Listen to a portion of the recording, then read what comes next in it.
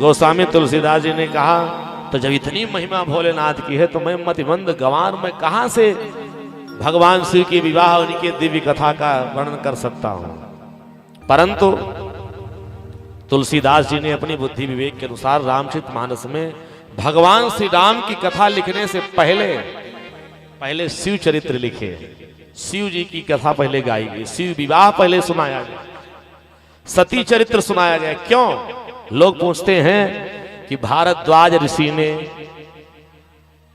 याज्ञवल्क्य जी महाराज से प्रयागराज की धरती पर राम कथा पूछी थी, परंतु राम कथा तो सुनाई नहीं गई, पहले शिव कथा सुना रहे हैं। बोले भक्तवत्सल भगवान की।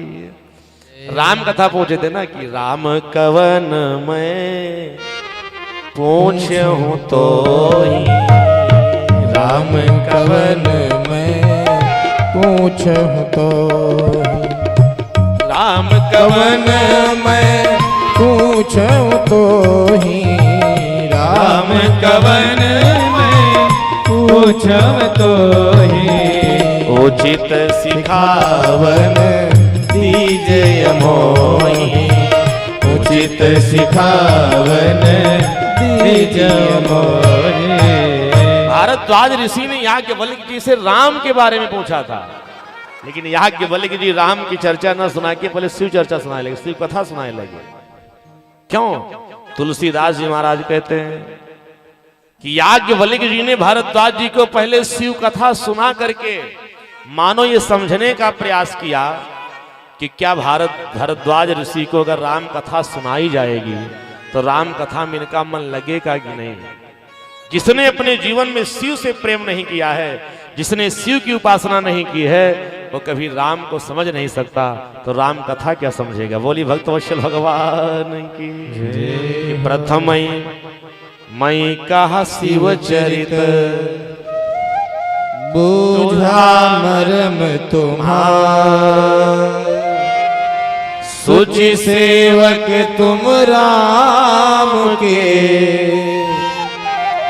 रहित समस्त विकार, रहित समस्त विकार। शिव कथा सुना करके भारद्वाज जी ऋषि राम के प्रेम को देखना चाहते हैं। जिसने अपने मन से अपनी वाणी से शिव की शरण को नहीं ग्रहण किया, उसको राम की शरण कभी प्राप्त नहीं होती। राम कथा को समझना है, राम को पाना है, तो पहले शिव कथा समझो, शिव जी को सुनो। और बड़े आनंद के साथ भारद्वाज जी महाराज शिव चरित्र शिव कथा सुनते रहे। याद रखना, एक बहुत मीठी बात बताऊं, कितने लोग ऐसे थे ना जिन्होंने संसार सागर में भगवान राम और शिव भक्तों में आपस में झगड़ा करवा दिया था। जिस समय गोस्वामी तुलसीदास जी महाराज ना,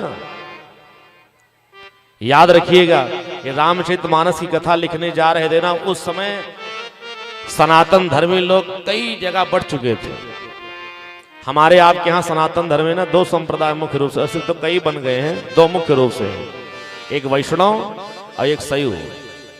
तो जिस समय श्री रामचरितमानस की रचना गोस्वामी तुलसीदास जी कर रहे थे ना, उस समय शैव संप्रदाय वाले वैष्णव संप्रदाय यानी राम जी के भक्तों को देख करके बहुत क्रोधित होते थे।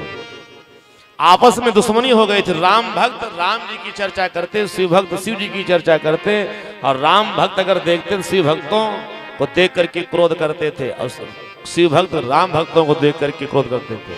आपस में द्वेष भावना प्रकट हो गई थी, एक दूसरे को देख करके सब दोषी समझते थे।